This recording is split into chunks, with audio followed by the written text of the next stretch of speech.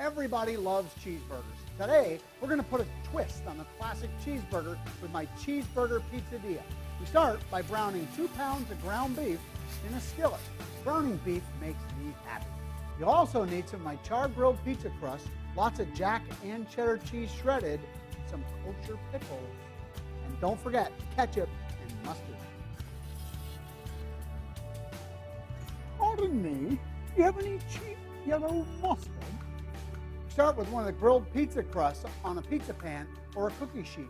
Don't forget to spray the pan and top it with lots of the shredded jack cheddar cheese, then the ground beef.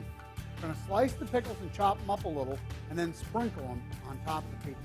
Then we're going to top it with another pizza crust and lots more cheese. More ground beef and a little more cheese. Lots of cheese. We bake it in a 425-degree oven until it's hot all the way through.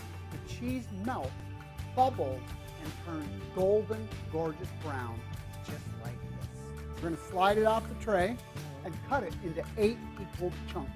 Top each with a slice of pickle. We're going to put one of the slices on the plate. And now for the fun part. Top it with a squiggle of ketchup and a squiggle of mustard. Now we're cooking. I'm Peter Harmon, the Food Guru. If you like this recipe and want to print a copy, come to foodguru.com where you can experience the world's first video cookbook. My video cookbook makes learning to cook quick, easy, and fun. Most cookbooks use only written instructions. Try to write instructions for how to roll an egg roll sometime, and you'll get the idea. My video cookbook combines 3 powerful ways to learn: pictures, written recipes, and videos. I'll walk you step by step through each recipe in only 90 seconds. The video cookbook is different from other cookbooks because it will continue to grow. Each week, we'll add new recipes, tips, and tricks. Your free membership allows you access to this week's 7 featured recipes, which are usually seasonal and current.